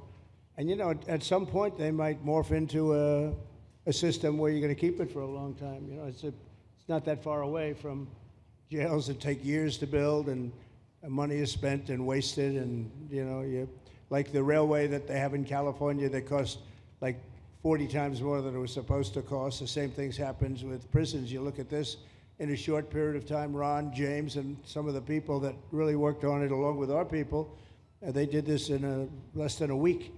And you look at it, it's incredible. The incredible thing is picking the site, because the site was one of the most natural sites. It might be as good as the real Alcatraz site. You know, it could be. Well, that's a spooky one too, isn't it? Huh? That's a tough site. But so I think it could last as long as they want to have it. I mean, you may morph this into, you know, your prison system, frankly, which I know you always need, unfortunately. I'd like to say, you know, a little controversial, but I couldn't care less. We have a lot of bad criminals that came into this country, and they came in stupidly. It was an unforced error. It was an incompetent president that allowed it to happen. It was an auto pen maybe that allowed it to happen, and it did happen. But we also have a lot of bad people that have been here for a long time, people that whack people over the head with a baseball bat from behind when they're not looking and kill them, people that knife you when you're walking down the street. They're not new to our country. They're old to our country. Many of them were born in our country. I think we ought to get them the hell out of here, too. You want to know the truth. So maybe that'll be the next job that we'll work on together. But I think getting them out, you know, we forget about them. We had some bad accidents in New York. And they're not accidents. They were done very much in purpose. People being pushed into a subway just before it arrives, going 40 miles an hour. And they're 10 feet away from where the thing is, to get pushed right into the face of the subway train, get whacked and killed. And these are sick people. I'd like to get them out of here, too. Yeah, please, go ahead. White shirt, glasses. Julio Rosas, Blaze Media, sir. A couple months ago, I ran into former DHS Secretary Mayorkas, and I asked him a couple questions about his disastrous handling of the border. He didn't like my questions. But the number one question that I heard from people in responding to my video was, why hasn't he been arrested yet?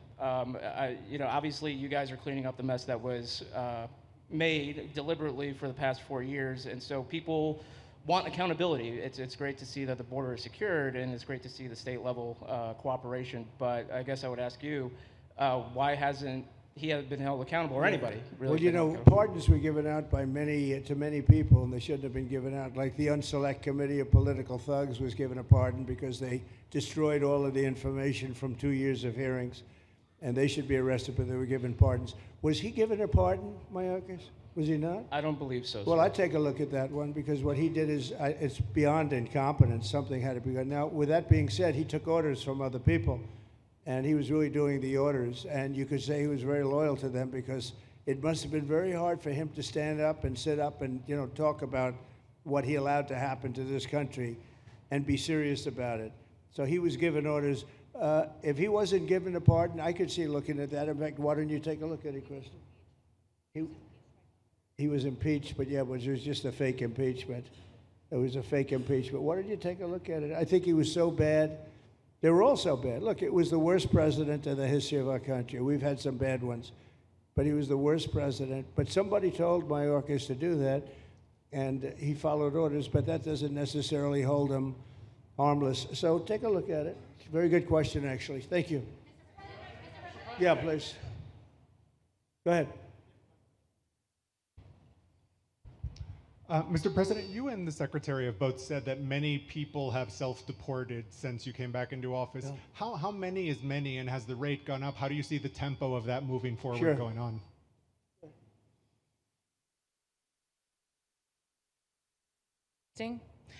We have had several 100,000, but also we have many that have self-deported, not even using the CBP Home app.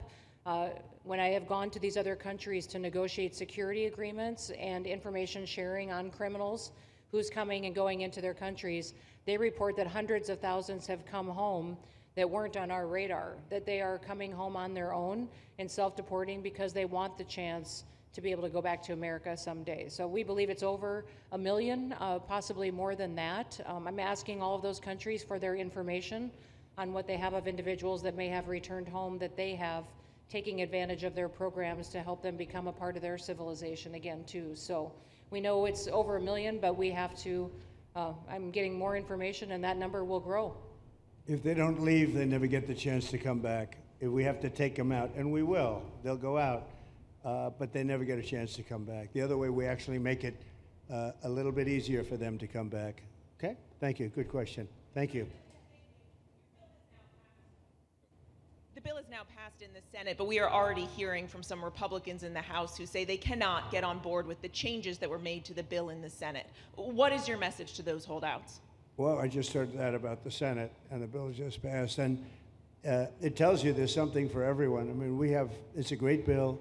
There is something for everyone, and I think it's going to go very nicely in the House. Actually, I think it will be easier in the House than it was in the Senate. And just to be clear, on the Medicaid cuts, you've promised not to cut Medicaid, said this is all just targeting waste, fraud, and abuse. Are you saying that the estimated 11.8 million people who could lose their health coverage, that is all waste, fraud, and abuse? No, I'm not saying that. I'm saying it's going to be a very much smaller number than that, and that number will be waste, fraud, and abuse. And if you look, they took a much more liberal stance on the Medicaid situation than they could have. They had a tough stance and a weak stance. They took not a very strong stance on that to start off, and it's waste, fraud, and abuse, and everybody wants that covered. What number is that? What analysis are you seeing? I'm not seeing a number, but I know it's much less than the number you gave, and we really were very, very cognizant of three things. Social Security, we're going to take care of it beautifully. Medicare and Medicaid, and we are going to save it, whereas the Democrats are going to, you won't have it.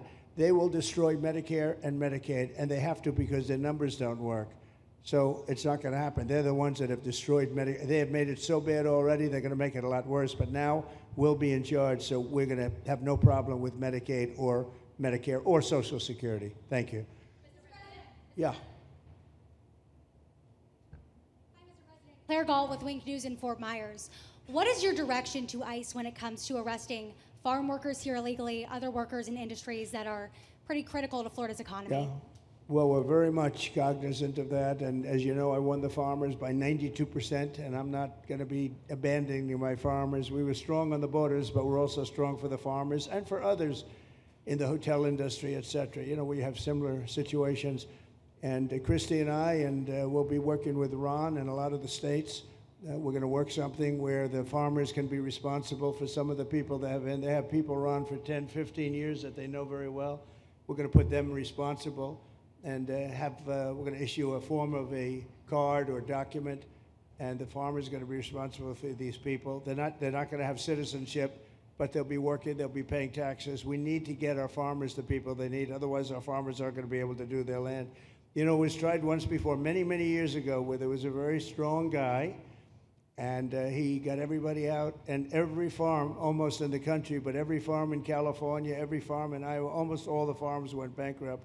They had nobody to work, and we don't want to have that situation. So we're going to work it. We're going to put our farmers and others in charge of the people that they have under them. They know the people, and I think it's going to work out really well. We're going to take care of our farmer, but we're going to get the criminals out, okay? Yeah, go ahead, please.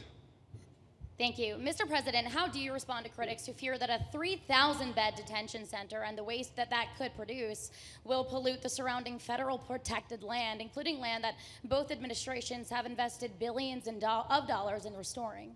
Well, I was one of those that invested billions of dollars and hundreds of millions of dollars right here in the Meadowlands, but in the Everglades, and the Meadowlands too in New York. If you look at what we did up there, speaking of the Meadowlands, a lot of places like this, but this is a very unique one. One thing I'll say about this land, we'll be gone 1,000,000 years and this land is still going to be here. It's not going to be much different. You'll have the water moccasins, you'll have the alligators. You may not have people, but you're going to have all those animals. They're going to be around, and you got plenty of them out here. I think it was a brilliant choice, and I think almost anybody in his or her right mind would say this was a brilliant choice. I give the governor a lot of credit for using this piece of land. And in addition to that, it's on top of something that was already developed. It's an airport. You know, you have the runways, so it's already been developed. So it's not like you're dropping dirt right into the thing. There was zero movement of that. That was done many years ago because the airport's very old, but it was an abandoned airport. And frankly, it's like perfect. And you can do expansion on this site substantially without doing anything. So the people, I heard them complaining about the Everglades. There's no, I don't think you've done anything to the Everglades. I think you're just enhancing it. This was already here. How long has the airport been here? Decades. Many decades, yeah. And they have, Kevin, all these guys have a waste plan, like the wastewater gets trucked out, potable water gets, literally, they have, even our DOT has put things up in case there's any seepage, which we don't. So you are literally doing this on concrete that's already here. So I don't think those are valid and even good faith criticisms, because it's not going to impact the Everglades at all. President's been a champion, we've been a champion, really changed the game in Florida on it. I think it's just people don't want to see illegal immigrants deported, and that's their ideology, and they have a right to that. But illegal immigration's unpopular, so they know that they're going to have less effect trying to do it. So they're going to try, oh, well, no, it's just about the Everglades. But really, I think a lot of those people, they just don't want to see illegals deported. Because if you actually hear everyone's here, you obviously know there's zero land that's being disturbed. Well, you know, when we talk about popularity, though, I will say I ran on the issue of illegals, and we have to get them out. And I won 82% on that issue. So I think that they may not like certain aspects of it, but ultimately they do not want them in their country. And if this is a part of a use, but I think from an environmental standpoint, it's incredible. In fact, when we landed that very big, heavy plane today, they came out and checked it fairly. I think they want the president to be able to land on a piece of concrete that's not going to go 6 feet underground. And they checked it. They came back and they said, this thing is really solid. So it's been there a long time. It's going to be here a long time, and it was a great choice of a site. Thank you. Yes, please. Brian, go ahead. Yes, sir. The people of Syria were recently seen on the streets waving American flags, chanting Trump, Trump, Trump. They're so appreciative of the economic sanctions that was lifted on that country, giving them a little bit of hope for prosperity. You want to comment on that? Well, they're great people, and the man that is leading them has a reputation. He was the head of some pretty tough organizations, and a lot of people criticized me for that. I said, well, what are we going to do, take him out of a day school, a country day school? It's going to be, by nature, I would think, Ron, they'll be pretty tough, and he is pretty tough, but I met him, spent a lot of time with him, good guy. I took off the sanctions because if I didn't do that, they wouldn't have had a chance. And Syria has a chance. The people are great. They work hard. They're very smart. It used to be a place of professionals, accountants and lawyers and doctors and high academic credentials in that part of the world. And I think it's going to work out great. I took off the sanctions, and they were very appreciative. They were shocked, but they were very appreciative. We're giving them a chance at survival. With the sanctions, it couldn't have worked. Thank you. Mr. President, your beloved New York City may well be led by a communist soon, Zorhan Mandami, who in his nomination speech said he will defy ICE and will not allow ICE to arrest criminal aliens in New York City. Your message to communist Zorhan Mandami. Well, then we'll have to arrest him. Look, we don't need a communist in this country, but if we have one, I'm going to be watching over him very carefully on behalf of the nation. We send him money. We send him all the things that he needs to run a government. And by the way, they get about 3 times what you get, Ron. If you look at the per capita, Florida gets 1/3 of what New York gets in terms of the numbers. Why don't you give us those numbers? Yeah, well, because that's what we should send him. Yeah, well, like sometimes people say Florida gets more because they count Social Security recipients, but that's not money to the state. Those are seniors that live here. If they move to North Carolina, you could count it there. So it has no interaction with the state government. They get more on the city and state governments than we get. Right, substantially. We're going to be watching that very carefully, and a lot of people are saying he's here illegally. We're going to look at everything, and ideally. He's going to turn out to be much less than a communist. But right now, he's a communist. That's not a socialist. I've always said, we will not have socialism in this country. In the speeches, I said, well, what? They skipped socialism. And you got a lot of them like that. And you see AOC, she's out there with her, bad IQ. She's out there ranting and raving about how wonderful he is. And look, so far he's winning. He still has a race to win, but so far he's winning, and he has an advantage as a Democrat in New York City. I was there a long time ago, and it was a long time since a Republican won the city, but you would think that a Republican would be able to win. Or you have a good independent running, Mayor Adams, who's a very good person. I helped him out a little bit. He had a problem, and he was unfairly hurt over this question. He made a statement to the effect that this is terrible. New York City can't have all these immigrants come in, and like he was indicted the following day. And I said, that was a phony indictment, and it was a phony indictment. That was a Biden indictment. I said, don't feel bad. I got indicted 5 times every time you opened your mouth. That was a bad group. That was a very dangerous group, I will tell you. These were not nice people. That was the only thing they could do. They had no policy. They had no skill. They had no anything. But they were very good at that. They were vicious, vicious, horrible people. Thank you very much. Yeah, please, go ahead. Anna Giratelli with the Washington Examiner. Governor DeSantis has proposed using National Guard, deputizing them as immigration judges to get through this massive backlog of people in the immigration court. Would you be open to that? Yes, he has my approval. Okay. That wasn't too hard to get, was it? He didn't even have to ask me, James. You didn't even need James to ask me. He has my approval, okay? Good. I also like what he's doing in Okeechobee. He has my approval for that, too. I don't know how we work that out, but we'll work it out. We'll follow up. Go ahead. Please.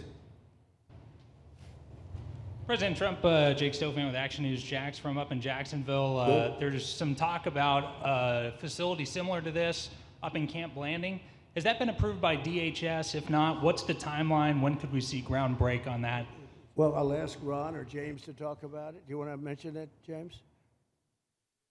The overarching plan, I think the secretary has said she supports the whole plan, so you guys are going to keep going. Yeah. So, Mr. President, just specifically, the response for proposals is out for that today. It closes, I can't even remember what day of the week it is, but it closes on Wednesday at 5 o'clock. Then we will do notice to proceed. So I would say right after our wonderful Independence Day, we will be starting construction there at that facility. You're going to have another big runway there, too.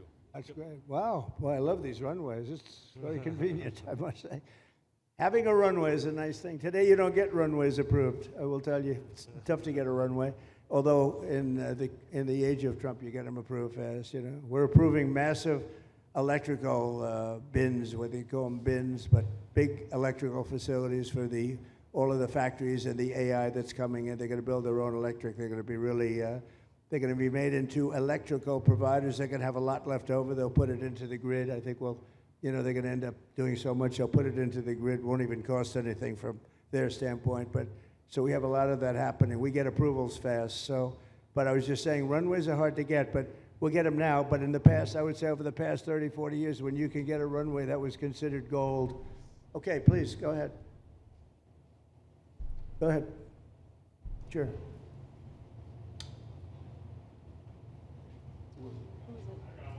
Okay, go ahead. Yes. President Trump, Laverne McGee, News 6 Orlando. You have fulfilled several campaign promises along with the help of Governor Ron DeSantis. What is the next campaign promise that you plan to fulfill to the American people? So we have turned this country around in less than 6 months. And when I was away, and I was telling Ron, I was telling some others, I've said it a little publicly, I guess, but I met a lot of very important people. The King of Saudi Arabia, I was there 2 weeks ago, and Qatar, the leader of Qatar, who's great, and the leader of UAE, who's great. These are very substantial people, very smart people, and good people. And all three of them said essentially the same thing, along with many other people, because I just left NATO. NATO's we took it up to 5%. Nobody can believe that one run. That would be a hard one. Nobody believes that, what happened in NATO, over $1 trillion a year from like nothing. It was an honor. But every leader said that a year ago, this country was dead. They had no confidence in the United. They really felt it was a dead country, and it was some bad things were going to happen. But they used the term, it was a dead country, and now they said you have the hottest country anywhere in the world. We're the hottest country in the world right now. And we turned it around fast. I thought it would take longer than this. We turned it around fast. Some of it was psychology, and we had to know how good we were. But others was getting rid of rules, regulations, and all of the things that I got rid of already. I signed more executive orders than anybody in history, times like 3 or 4.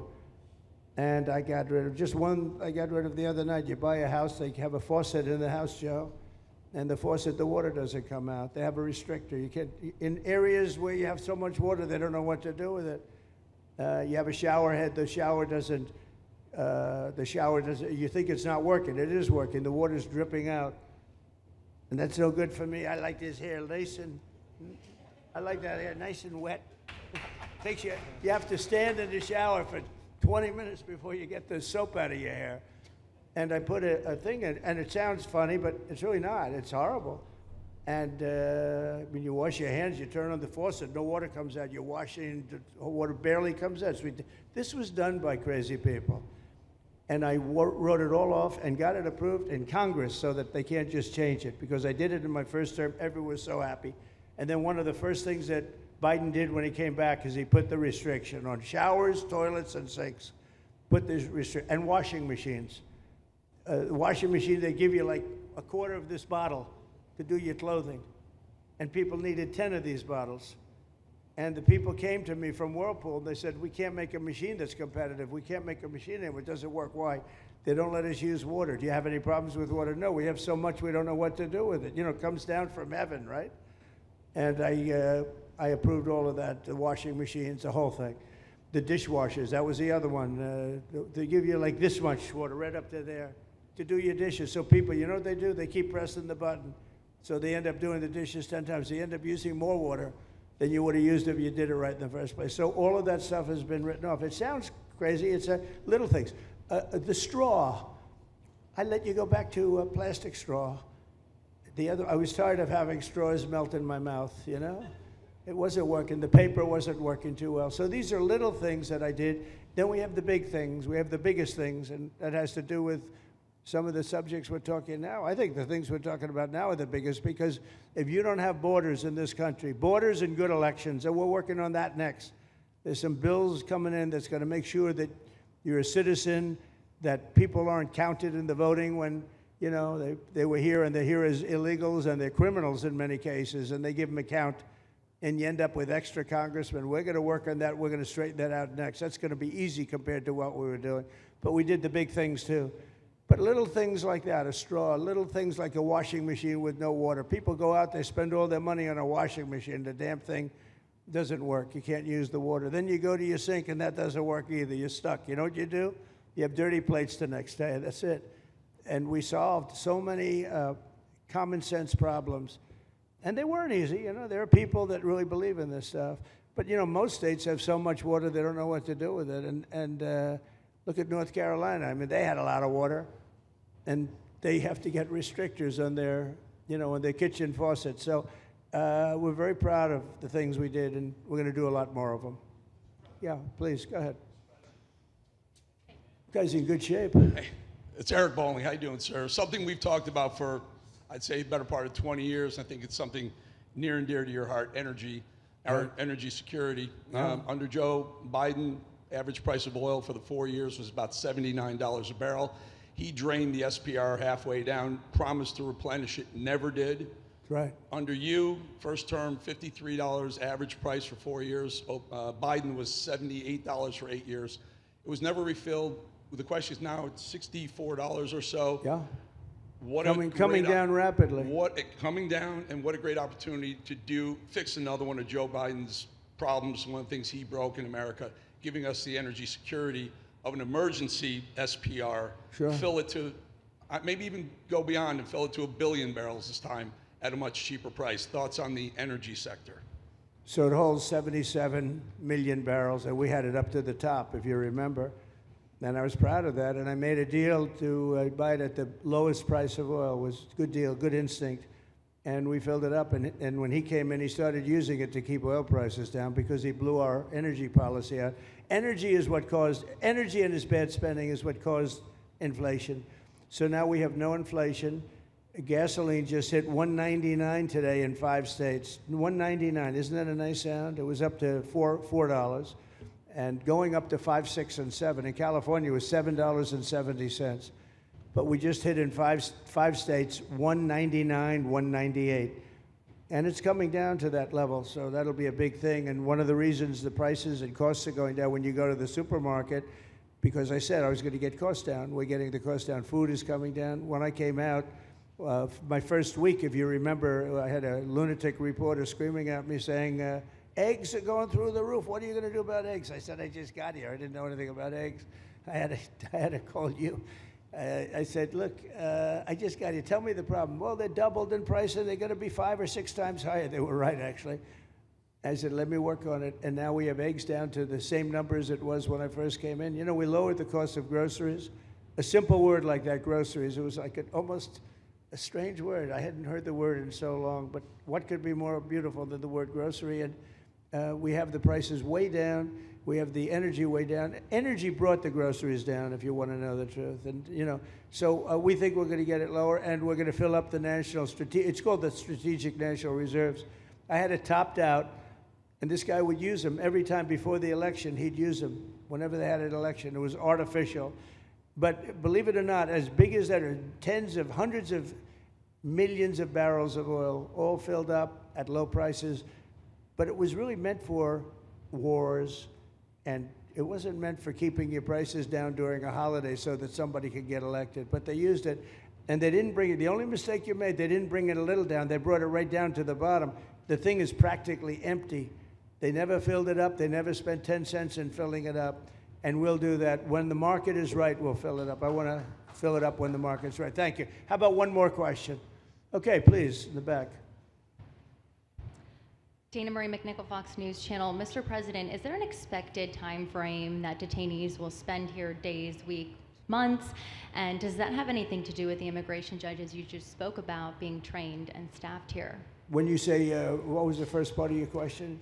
Is there a specific time frame you expect the detainees to spend here? Days, weeks, months? In Florida? Yes, here at Alligator Alcatraz. I'm going to spend a lot. Look, this is my home state. I love it. I love your government. I love all the people around. These are all friends of mine. They know them very well. I mean, I'm not surprised that they do so well. They're great people. Ron has been a friend of mine for a long time. I feel very comfortable in the state. I'll spend a lot of time here. I want to, you know, for 4 years, I've got to be in Washington, and I'm okay with it because I love the White House. I even fix up the little Oval Office. I make it, it's like a diamond. It's beautiful. It's so beautiful. It wasn't maintained properly, I will tell you that. But even when it wasn't, it was still the Oval Office, so it meant a lot. But I'll spend as much time as I can here. You know, my vacation is generally here because it's convenient. I live in Palm Beach. It's my home. And I have a very nice little place, nice little cottage to stay at, right?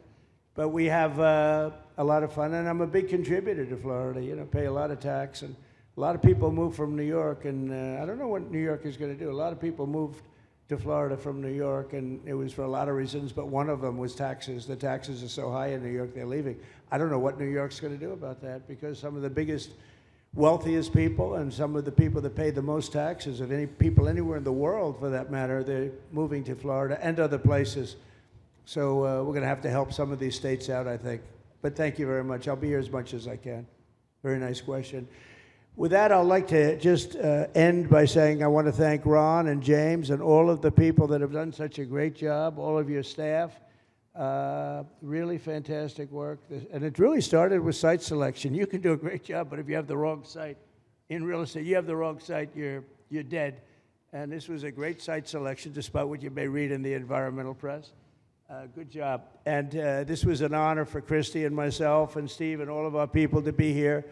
And I also appreciate the media. They've treated us very fairly. Over the last few weeks, I've been treated very nicely.